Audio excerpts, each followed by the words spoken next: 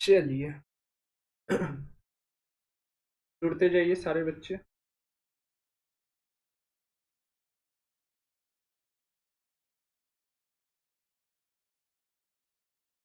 सभी का पढ़ाई चल रहा है ठीक ठाक? और भी फास्ट कर दीजिए अगर फास्ट नहीं, कि समय बहुत लिमिटेड है ना, समय बहुत कम है और लिमिटेड है, इसीलिए पढ़ाई को अब है ना फोर्थ गियर, वो फोर्थ गियर में डाल दीजिए। ठीक है, चलिए तो आज हम लोग केमिस्ट्री के एक नया चैप्टर पढ़ने जा रहे हैं, केमिकल बॉन्डिंग, है ना। केमिकल बॉन्डिंग इसमें समझेंगे केमिकल बॉन्डिंग क्या होता है, केमिकल बॉन्डिंग क्यों जरूरत है, कितने टाइप्स के केमिकल बॉन्डिंग होते हैं, फिर उनके एग्जाम्पल्स क्या क्या होते हैं, और केमिकल बॉन्डिंग बनाने से कौन कौन से कंपाउंड्स का फॉर्मेशन होता है। यहाँ से हर एक एग्जाम में क्वेश्चन आता ही आता है, चाहे आप झारखंड के कोई भी ले लीजिए, पैरामेडिकल, बीएससी नर्स, यहाँ से क्वेश्चन आएगा ही आएगा, वो कंफर्म है। तो सभी बच्चों को ध्यान लगा करके ये चैप्टर को कवर करना चाहिए। ठीक है, फिर जैसे ही ये एंड हो जाएगा इसका डीपीपी भी आपको देंगे, प्रैक्टिस सेट क्वेश्चंस भी देंगे, नोट्स तो मिलेगी मिलेगी। चलिए शुरू करें। चलिए सबसे पहले देखते हैं chemical bonding as a definition. The force of attraction that hold two और more atom together to form a molecule और compound is called chemical bond. ठीक है, दो या दो से अधिक परमाणुओं को एक अणु या यौगिक बनाने के लिए जोड़कर रखने वाले आकर्षण बल को रासायनिक बंधन कहते हैं ना। जैसे कि अगर एग्जाम्पल के लिए आपसे बात करें तो आप जानते हैं कि गैस ऑक्सीजन गैस जो हम लोग एज ए रिस्पायरेशन में यूज करते हैं वो O2 होता है। O2 होता है, इसका मतलब क्या है, ऑक्सीजन के दो मॉलिक्यूल्स आपस में जुड़े हैं। कैसे जुड़े हैं, तो वो एक बॉन्ड के थ्रू जुड़े हुए हैं, है ना, वो एक बॉन्ड के थ्रू जुड़े हुए हैं। और ये बॉन्ड की फॉर्मेशन क्यों होती है, क्यों करना होता है, दो दो ऐसे ऐसे ऑक्सीजन सटा सटा क्यों नहीं दिखता है ना। तो सटा सटा ही रहता है, लेकिन किस कारण से, फेविकॉल के कारण से, फेविक्विक के कारण से नहीं, इस बॉन्ड के कारण से, है ना। तो ये बॉन्ड, अच्छा सर ये बॉन्ड बनाता ही क्यों है एटम, क्या जरूरत है, तो देखते हैं। Why do atom form bond, है ना, परमाणु बंधन क्यों बनाते हैं। तो atom forms bonds to achieve stability by completing their outermost shell, है ना। परमाणु स्थिरता प्राप्त करने के लिए बंधन बनाते हैं जिसमें वो अपनी बाहरी परत को पूरी करते हैं, ऑक्टेट या फिर ड्यूप्लेट के नियम। सिंपल सा एग्जांपल दे, कोई भी इंसान, कोई भी किसी का बेटा जब फतरिंगा हो जाता है, मतलब काम हम नहीं करता है, फिर कहता है इसका ब्याह शादी कर दो अपने मन ठंडा हो जाएगा। मतलब क्या हो रहा है ना, शादी करने के बाद स्टेबिलिटी आ जाती है ना। तो वही एटम में भी स्टेबिलिटी लाने के लिए ही बॉन्डिंग करना पड़ता है। जैसे इंसान में स्टेबिलिटी के लिए शादी करना होता है, यानी दो परिवार को या दो इंसान के बीच एक बंधन बांधा जाता है शादी वाला बंधन से, उसी प्रकार से एटम में भी स्टेबिलिटी जाती है। जैसे आप लोग जानते होंगे हीलियम क्या है, एक स्टेबल गैस है। नियोन क्या है, स्टेबल है। क्यों, क्योंकि ये ऑक्टेट और डुप्लेट को पूरा करते हैं। जैसे हीलियम क्या है, दो इलेक्ट्रॉन रहता है आउटर मोस्ट, यानी कि पहली कक्षा इसका भरा हुआ है। नियोन में 10 रहता है ना, 2 और 8, यानी पहली और दूसरी कक्षा दोनों भरा हुआ है। सर ये कक्षा का भरना क्या होता है, तो इसके लिए ऑक्टेट ने रूल दिया था, है ना, जिसे ऑक्टेट रूल कहते हैं। ऑक्टेट ने क्या कहा था, एटम्स अचीव स्टेबिलिटी, एटम जो है स्थिरता तब प्राप्त करती है when they have 8 electron in their valence shell, है ना, यदि उसके अंतिम कक्षा में 8 इलेक्ट्रॉन हो जाए नोबल गैसेस के जैसा, तब वो स्टेबल हो जाता है। अगर कोई एक इंसान के जिंदगी में एक शादी हो जाए यानी कि औरत आ जाए तो फिर वो स्टेबल हो जाता है। ठीक है। जैसे कि इन्होंने बताया हीलियम। हीलियम क्या है, अभी हमने बताया कि एटम है जिससे अंतिम कक्षा में 2 रहता है और ये पहली कक्षा को भर देता है। नियोन 10 रहता है, देखो इसका 2 और 8 के और एल कक्षा को भर दे रहा है। फिर आता है अपन आर्गन। आर्गन का होता है 18, 2 8 8, देखिए के एल एम भर रहा है, बताओ। तो इस तरह से जो अपनी अंतिम कक्षा को फुलफिल कर दे रहा है, यानी 8 ऑक्टेट या फिर डुप्लीकेट। डुप्लेट मतलब 2 या ऑक्टेट मतलब 8। तो डुप्लेट का तो एक ओनली वन एग्जांपल है ये हीलियम, जबकि ऑक्टेट का एग्जांपल कई सारे हैं। ये सब मिल करके आपका क्या होता है, स्टेबिलिटी प्रदान करता है। अब अगर मान लेते हैं ऑक्सीजन। ऑक्सीजन का क्या होता है, अंतिम 8 इलेक्ट्रॉन होता है, पहली कक्षा में 2 और दूसरी कक्षा में 6। अब ये जब तक 8 नहीं होगा तब तक इसको बेचैनी पकड़ा रहेगा, है ना। तो ये अंतिम कक्षा में, अपने अंतिम कक्षा में 8 इलेक्ट्रॉन लाना चाहता है। ये 8 इलेक्ट्रॉन कब लाएगा, जब दूसरे के साथ दोस्ती बढ़ाएगा तब। तो जैसे ऑक्सीजन एक और ऑक्सीजन को कहता है, देखो तुम्हारे पास अंतिम कक्षा में क्या है, ये 6 इलेक्ट्रॉन है ना?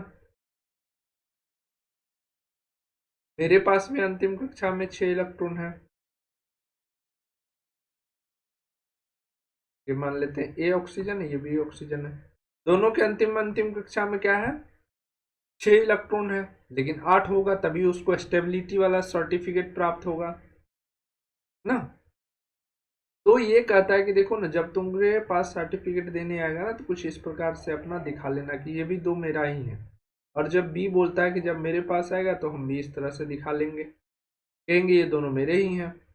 और इस तरह 2-2 इलेक्ट्रॉन की जो हम लोगों ने साझेदारी करा, तो इस प्रकार से बॉन्ड बन गया। ठीक है। डबल बॉन्ड सिंगल बॉन्ड क्या है नहीं है वो तो हम लोग बाद में डिस्कस करेंगे। तो ये क्या हो गया, एक प्रकार का बॉन्ड बन गया। अब कोई एक दूसरे से अलग नहीं रह सकता, है ना। ये क्या हो गया, एक प्रकार से बॉन्ड हो गया। और इसी स्टेबिलिटी, अब देखो, अब ए वाला का गिनती करो तो कितना होता है। ए वाला के पास इलेक्ट्रॉन की संख्या गिनती करो, 1 2 3 4 5 6। बाउंड्री देखो, ए का बाउंड्री देखो, 7 8 ना। ए का बाउंड्री मैं दूसरे कलर से कर दे रहा हूँ। ठीक है। ए का बाउंड्री देखो, ए के बाउंड्री में 8, टोटल 8 इलेक्ट्रॉन है ना, ये भी स्टेबल हो गया। अब बी के बाउंड्री में देखो, इसमें भी टोटल 8 इलेक्ट्रॉन है, ये भी स्टेबल हो गया। तो जब तक अंतिम कक्षा में 8 इलेक्ट्रॉन नहीं होंगे तब तक स्टेबल नहीं होंगे। और जब तक स्टेबल नहीं होंगे तब तक स्टेबिलिटी प्राप्त करने के लिए इस एटम से उस एटम से दोस्ती बनाते फिरतेंगे। क्लियर है।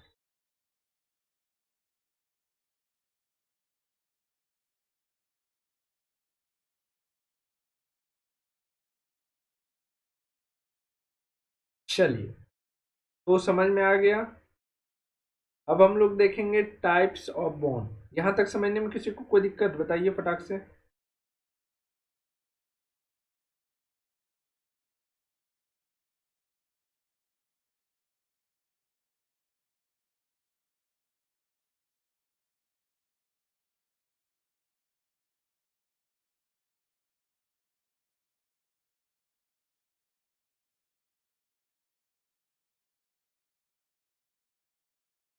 नहीं ना।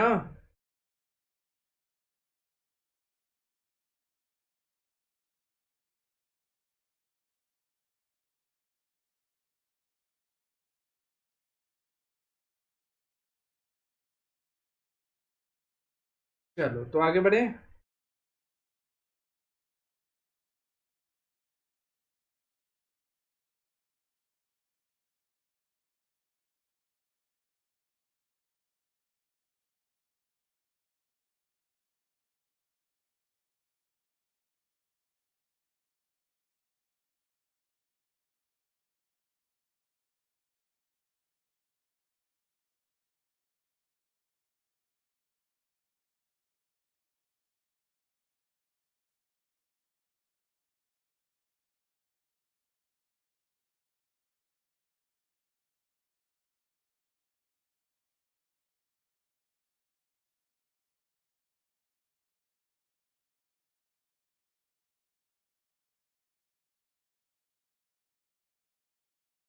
चलो, ठीक ठीक ठीक।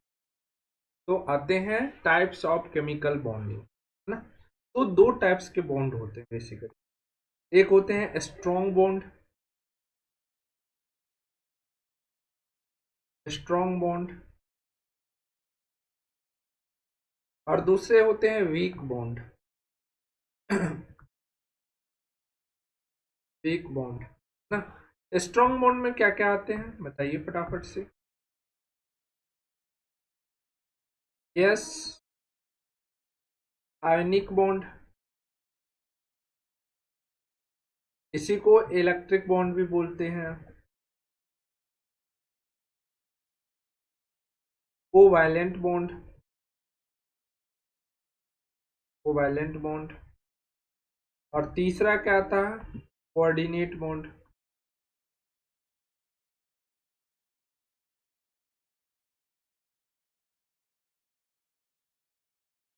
और इसमें क्या आता है, वीक बॉन्ड में क्या क्या आता है, एक आता है हाइड्रोजन बॉन्ड, हाइड्रोजन बॉन्ड,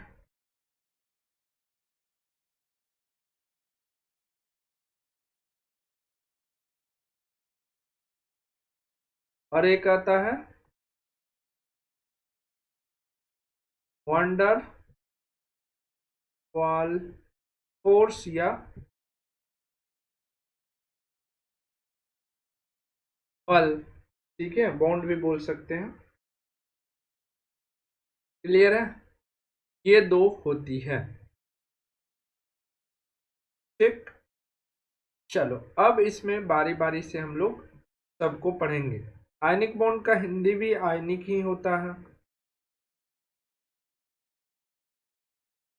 आयनिक बंधन। और कोवैलेंट बॉन्ड का होता है सह संयोजक बंधन।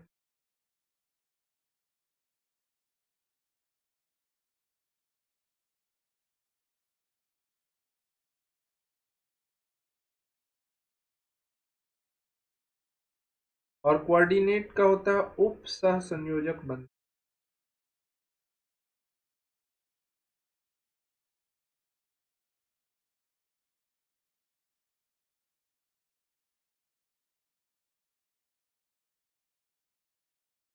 ठीक है, और हाइड्रोजन बॉन्ड का हिंदी होता है हाइड्रोजन बॉन्ड है, और इसका होता है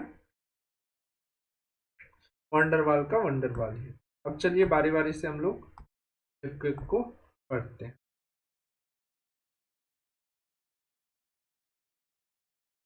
आयनिक बॉन्ड ना, आयनिक बॉन्ड क्या होता है, आयन, आयनिक से आयन, है ना, आयन। तो इसमें क्या होता है, आयंस का ट्रांसफर होता है ना, complete transfer of,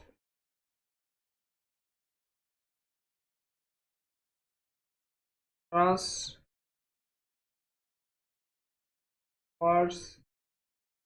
of ion is called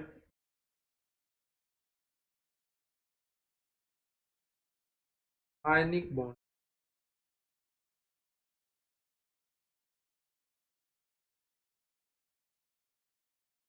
complete transfer of ion is called ionic bond. तो सर आयन में क्या, तो चलो एक देखते हैं स्ट्रक्चर, एटम।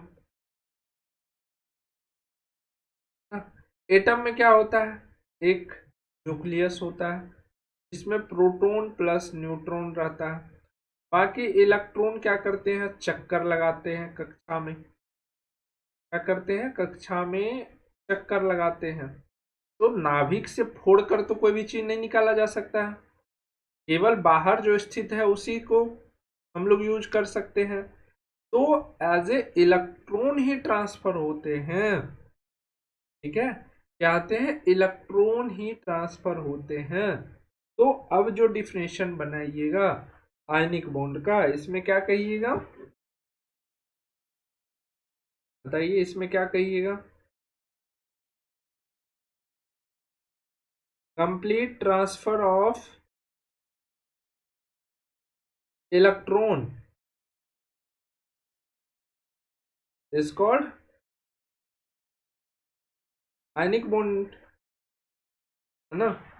या नहीं तो इसको और भी चीज लिख सकते हैं, जैसे कि अगर कंप्लीट लिखना हो, bond formed by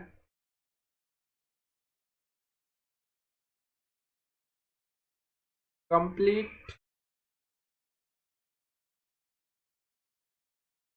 transfer of electron from one atom to another atom।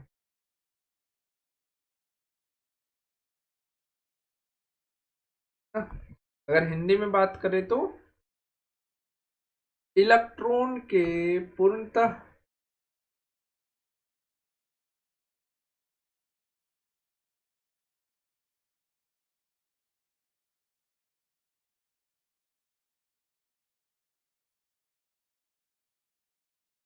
Before electron के पूर्णतः स्थानांतरण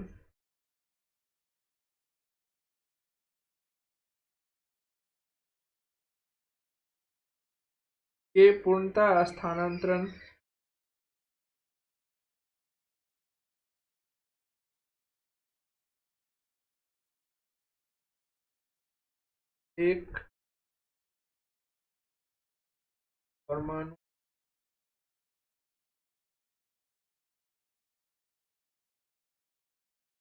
दूसरे परमाणु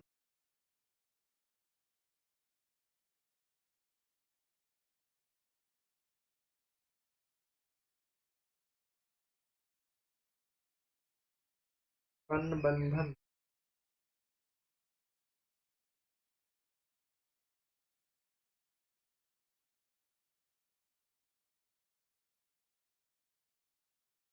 आयनिक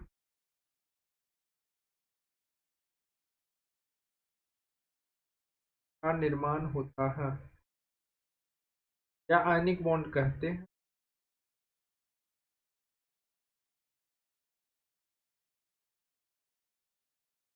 ठीक है, बोले सर कैसे, कैसे कैसे का सबसे बड़ा बात पहले ये बताओ कि कोई अपना ट्रांसफर क्यों करेगा इलेक्ट्रॉन, या कोई किसी से क्यों लेगा। सबसे बड़ी बात ये है कि कोई अपना इलेक्ट्रॉन ट्रांसफर क्यों करेगा, या कोई दूसरे से इलेक्ट्रॉन क्यों लेगा, है ना। तो अभी कुछ देर पहले हम लोगों ने क्या देखा था, ऑक्टेट रूल देखा था।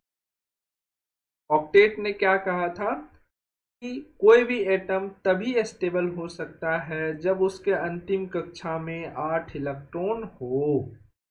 तो सभी के सभी एटम्स यही चाहते हैं कि हमारे पास अंतिम कक्षा में 8 इलेक्ट्रॉन हो।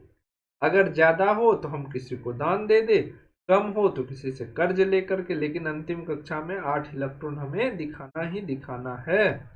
जैसे कि मान लो एक एग्जाम्पल है सोडियम Na, जिसके अंतिम कक्षा में 11 इलेक्ट्रॉन होता है, सॉरी टोटल 11 इलेक्ट्रॉन होता है। तो पहली कक्षा में 2 इलेक्ट्रॉन, दूसरी कक्षा 8 इलेक्ट्रॉन, 8 2 10 और एक बचेगा 11।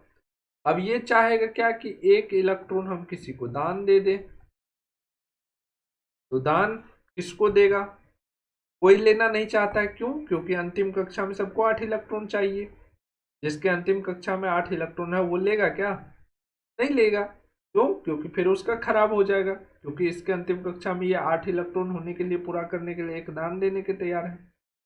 तो वैसे ही आदमी इसके सामने आएगा, हाँ बिल्कुल, जिसको एक इलेक्ट्रॉन की आवश्यकता होगी। एक दान करना चाहता तो एक वैसा इलेक्ट्रॉन होगा जिसको एक इलेक्ट्रॉन की आवश्यकता होगी। सर क्लोरीन, हाँ देखते हैं, क्लोरीन 17 2 8 7 17 होता है।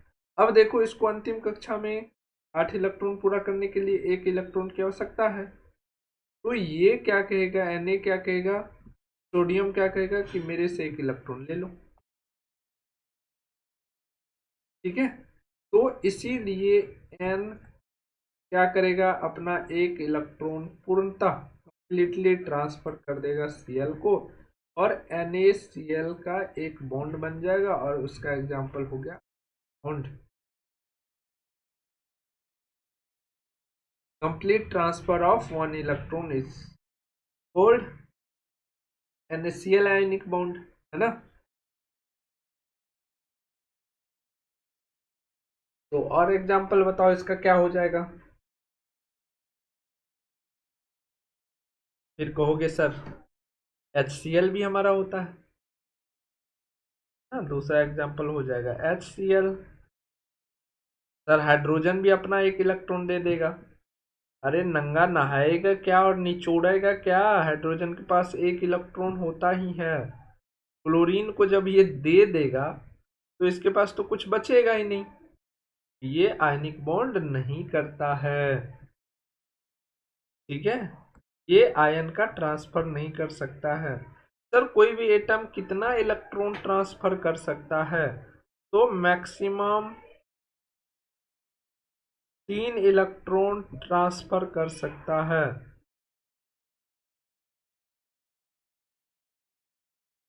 कर सकता है। और कोई भी एटम कितना ले सकता है, मैक्सिमम, अब 3 ही कोई दे सकता है तो मैक्सिमम 3 ही ले सकता है ना।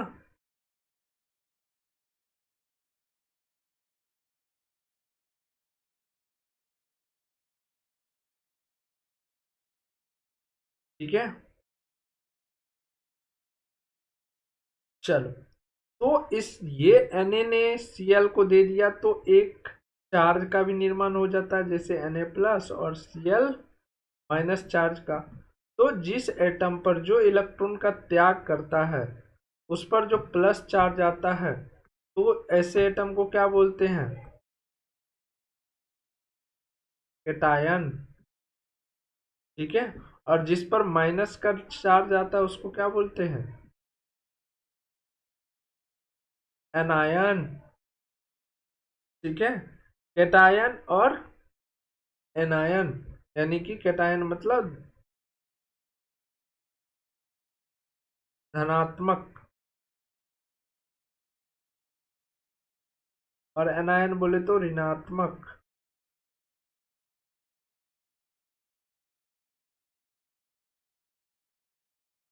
ठीक है,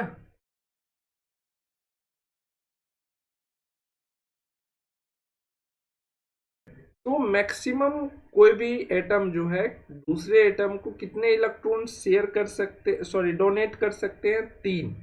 और ले कितने सकते हैं, ले कितने सकते हैं, तो जितना देने का किसी में क्षमता होगा वही ना ले पाएगा। तो मैक्सिमम 3 इलेक्ट्रॉन ही क्या कर सकते हैं, गेन कर सकते हैं। गेन मतलब ले सकते हैं।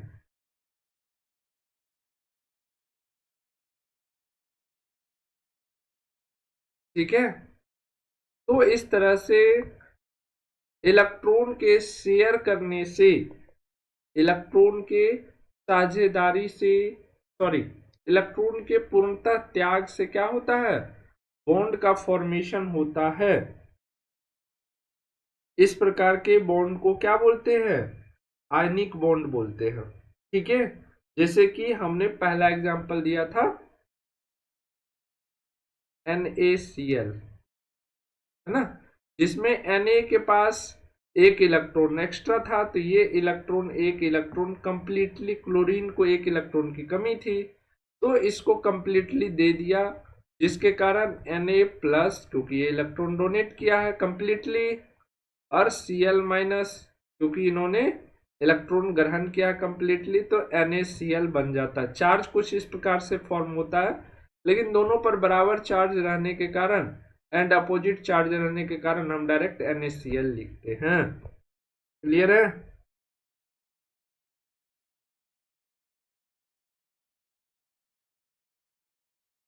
ठीक, और एग्जाम्पल बताओ क्या क्या हो जाएगा।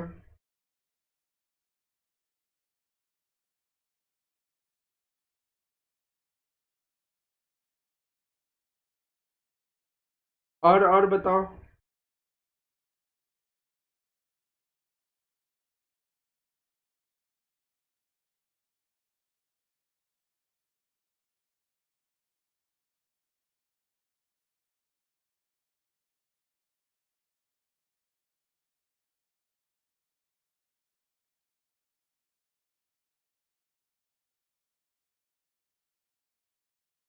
हाँ, जो इलेक्ट्रॉन को त्याग करता हो, जिसको एक्स्ट्रा हो जाता है ना, जैसे कि मान लो मैग्नीशियम, MgCl2, है ना, मैग्नीशियम डाइक्लोराइड। मैग्नीशियम के पास कितना होता है, 12 होता है। अगर इसका इलेक्ट्रॉनिक विन्यास हम लोग देखें तो क्या हो जाएगा, 2 8 2। इसको बनना किसके जैसा है, नियोन के जैसा, जिसके पास 10 है, 2 और 8, अंतिम कक्षा में 8 इलेक्ट्रॉन है, इसीलिए क्या कहा जाता है, इसको स्टेबल कहा जाता है ना, स्टेबल कहा जाता है। तो फिर इसी प्रकार से क्लोरीन क्या करेगा, अगर ये अंतिम के 2 इलेक्ट्रॉन को डोनेट करते हैं, तभी क्या होगा, ये कंप्लीटली रूप से स्टेबल हो पाएगा, यानी अंतिम कक्षा में बचेगा। और एक क्लोरीन की अगर हम बात करें तो एक क्लोरीन, 2 क्लोरीन है, एक 17 होता है क्लोरीन में, 2 8 10 और 7 17, यानी एक इलेक्ट्रॉन इसको मिल जाए तो ये भी क्या हो जाएगा, 18 हो जाएगा, यानी आर्गन की तरह हो जाएगा, है ना। आर्गन की क्या है, 2 8 8, यानी अंतिम कक्षा में 8 इलेक्ट्रॉन। तो इसको अंतिम कक्षा में 8 इलेक्ट्रॉन होने के लिए 1 इलेक्ट्रॉन की आवश्यकता है। तो एक क्लोरीन को एक इलेक्ट्रॉन की आवश्यकता है, यहाँ पर 2 क्लोरीन है, दो 2 इलेक्ट्रॉन की आवश्यकता होगी। और उसी प्रकार से मैग्नीशियम की भी मजबूरी है कि 2 इलेक्ट्रॉन एक्स्ट्रा है, तो मैग्नीशियम चाहेगा कि हम क्या करें, दे दे किसी को, है ना।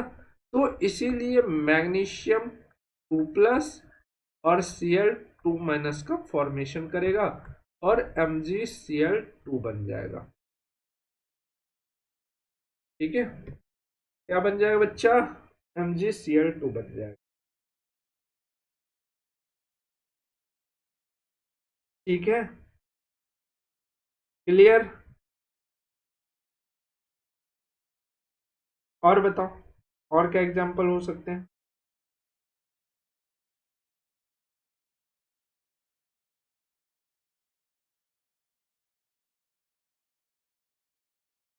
हाँ, मैग्नीशियम ऑक्साइड, बिल्कुल सही। नेक्स्ट एग्जांपल 3 नंबर ले लीजिए, MgO। आपको क्वेश्चन क्या पूछेगा, क्वेश्चन ऐसे पूछेगा, MgO have which type of bond,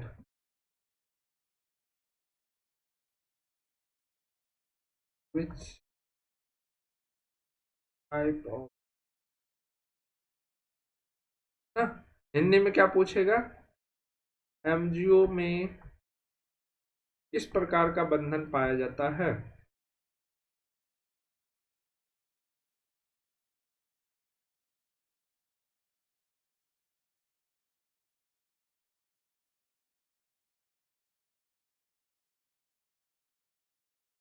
ठीक है, किस प्रकार का बंधन पाया जाता है, बताइए। पहला क्या हो गया, पहला आपके ऑप्शन है आयोनिक बॉन्ड, दूसरा ऑप्शन है आपके कोवैलेंट बॉन्ड,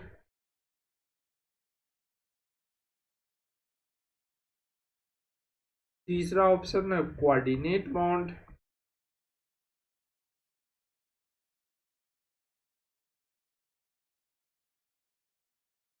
और फोर्थ ऑप्शन है आपके नन।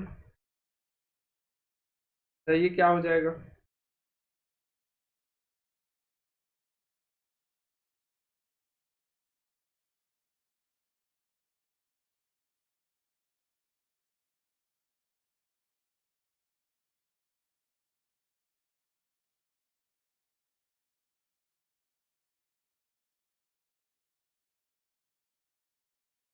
बताइए क्या हो जाएगा।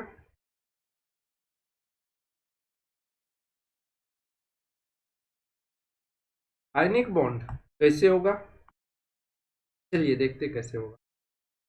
मैग्नीशियम का होता है बच्चा 12, यानी कि 2 8 10 2 12। ठीक है, ऑक्सीजन को होता है 8 2 6।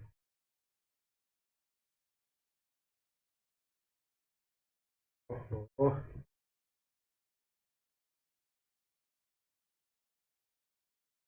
अब देखो 2 और 6। ठीक है, अब यहाँ पर देखो इसको 2 एक्स्ट्रा है, इसको 2 कम है, इसको +2 चाहिए, इसको -2 चाहिए, ताकि अंतिम कक्षा में 8 इलेक्ट्रॉन इसका बना रह जाए और ऑक्सीजन को अंतिम कक्षा में 8 इलेक्ट्रॉन हो, है ना। तो ये क्या करता है, ये कंप्लीटली 2 इलेक्ट्रॉन इसको डोनेट कर देता है पूर्णतः। ले जाओ भाई, जिंदगी भर टेंशन फ्री रहो, है ना। तो यहाँ पर क्या हो जा रहा है, Mg2+ और Cl, सॉरी वो है ना O2-। अब same same and opposite charge है तो हम लोग चार्ज नहीं लिखते हैं, MgO लिख लेते हैं। इसको क्या बोलते हैं, मैग्नीशियम ऑक्साइड। ठीक है, मैग्नीशियम ऑक्साइड। और कोई एग्जांपल होगा सर, होगा, है ना, क्योंकि एग्जाम्पल ही आपके एग्जाम में परेशान करेंगे। फोर्थ एग्जाम्पल देखते हैं। फोर्थ एग्जाम्पल क्या है, लिथियम फ्लोराइड।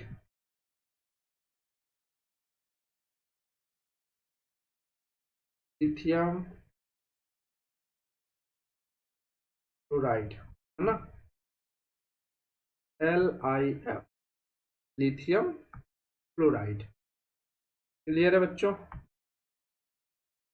Lithium fluoride. इसमें क्या होगा, लिथियम का अगर हम लोग देखें तो लिथियम का क्या होता है एटॉमिक नंबर, 1 2 3, कितना, 3 है। तो इलेक्ट्रॉन की संख्या भी 3 इसमें, है ना। और वही हम बात करें फ्लोरीन की, फ्लोरीन की कितनी होती है, 9 होती है ना। तो पहली कक्षा में 2 इलेक्ट्रॉन और अंतिम कक्षा में 1 इलेक्ट्रॉन। इसका देखें तो पहली कक्षा में 2, अंतिम कक्षा में 7। यहाँ पर +1 की जरूरत है और यहाँ पर -1 की। ये चाहेगा कि अंतिम अगर हमारे कक्षा से 1 इलेक्ट्रॉन निकल जाए तो हम सेम टू सेम हीलियम का जैसे हो जाएंगे, और हीलियम जिस तरह से अक्रिय गैस है, हम भी एक अक्रिय गैस बन जाएंगे, इनर्ट गैस बन जाएंगे, है ना। तो ये क्या करेगा, अपना 1 इलेक्ट्रॉन कंप्लीटली इसको डोनेट कर देगा। क्या कर देगा बच्चा, डोनेट कर देगा, है ना। और LiF,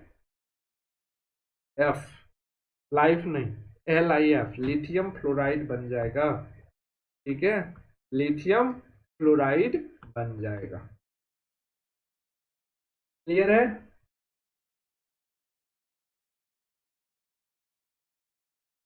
बताओ जरा।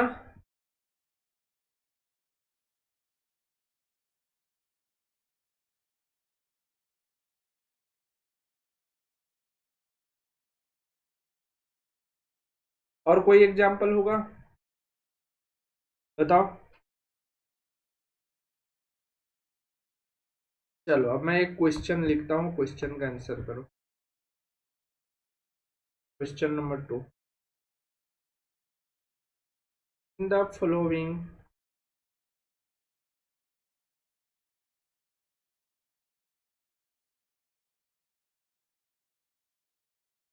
which have which have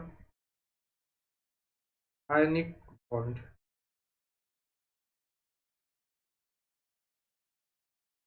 which have not लगाओ, not a ionic bond, which have not a ionic bond। निम्न में से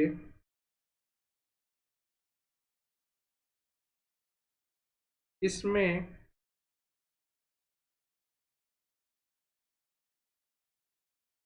आयनिक बंधन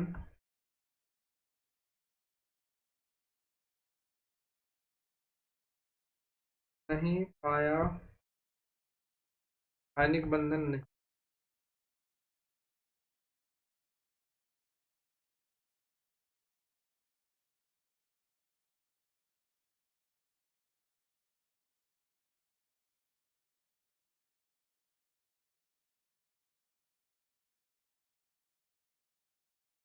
ठीक है, पहला ऑप्शन दे दूं,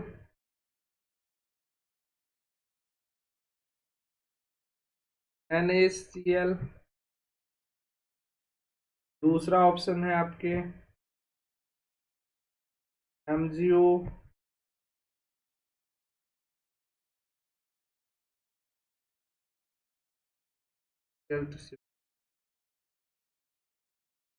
MgO,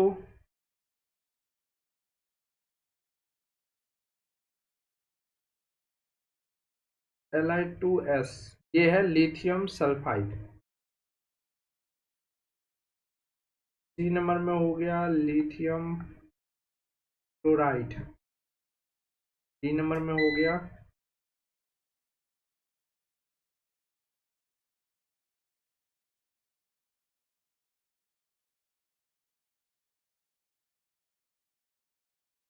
नन।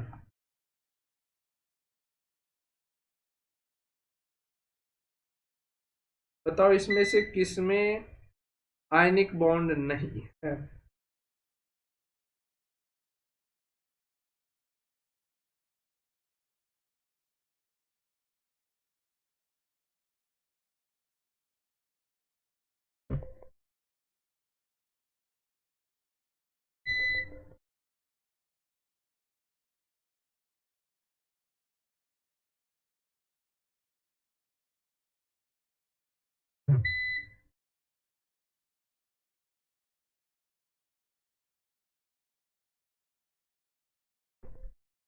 चलिए बताइए, फटाक से बताइए।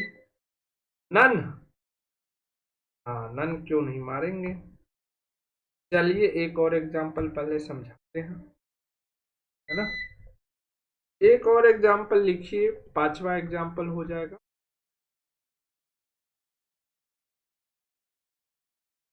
Lithium sulphide.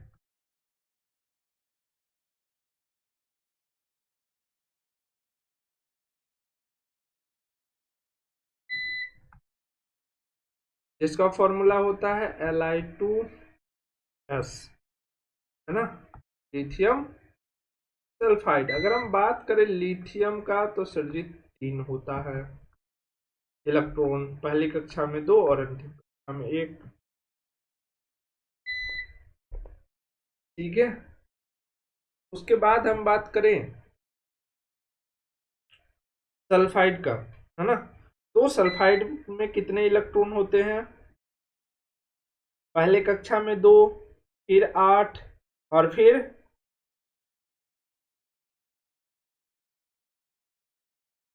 6।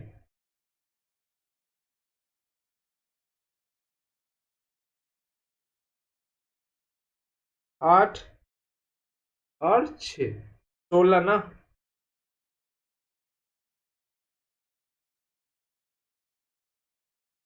बताओ 16। अब इसको कितना चाहिए? अंतिम कक्षा में पूरा होने के लिए 2 और इलेक्ट्रॉन चाहिए। तो एक लिथियम कितना दे सकता है?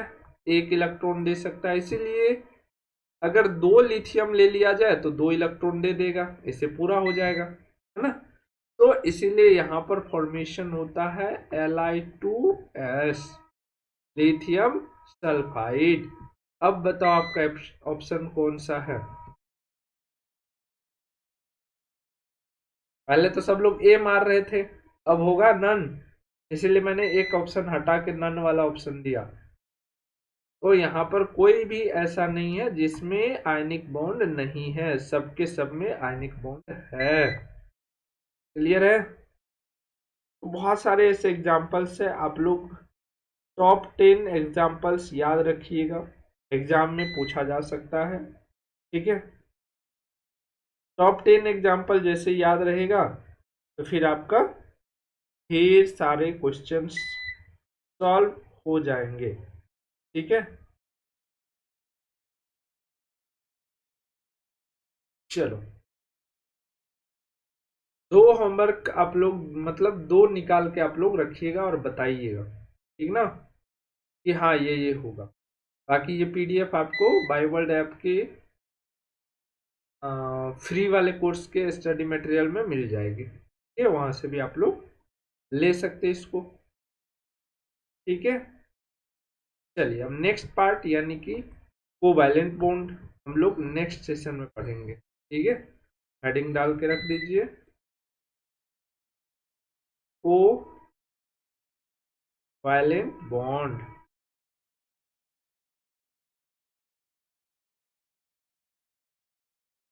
कोवैलेंट बॉन्ड, ठीक है। कोवैलेंट बॉन्ड पढ़ने से पहले थोड़ी सी आयनिक बॉन्ड की प्रॉपर्टीज भी हमें पढ़ लेनी चाहिए, है ना। तो लिखिए, थोड़ी सी लिख ही लीजिए।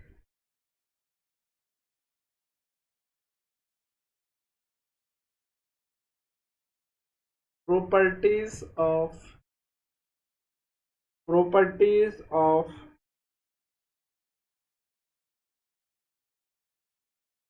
Ionic bond. आयनिक बॉन्ड के गुण, हिंदी में क्या होगा, आयनिक बॉन्ड के गुण। इसके मेल्टिंग एंड बॉइलिंग पॉइंट क्या होंगे, हाई होंगे, ठीक है। High melting point and boiling point. Hindi वाले लिखिएगा, गलनांक और क्वथनांक। बॉइलिंग को बोलते हैं क्वथनांक।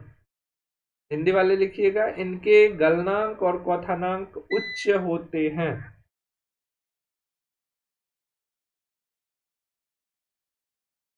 दूसरा पॉइंट हिंदी में लिखिएगा, ये विद्युत के सुचालक होते हैं।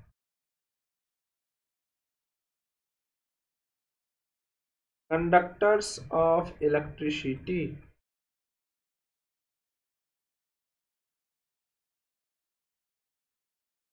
तीसरा पॉइंट लिखिएगा, यह कठोर और दृढ़ पदार्थ होते हैं। हार्ड एंड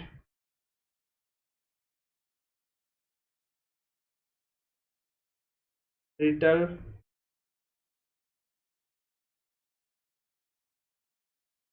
कठोर और दृढ़ पदार्थ होते हैं, ठीक है। चलो, तो ये हमारा प्रॉपर्टी था आयनिक बॉन्ड का।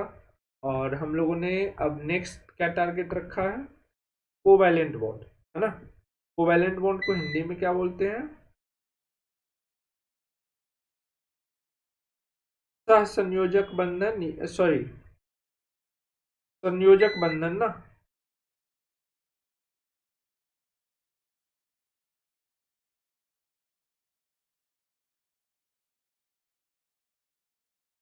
या इसी को सह संयोजक बंधन भी बोलते हैं।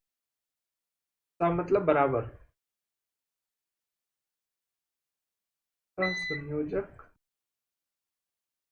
बंधन, ठीक है। तो नेक्स्ट डे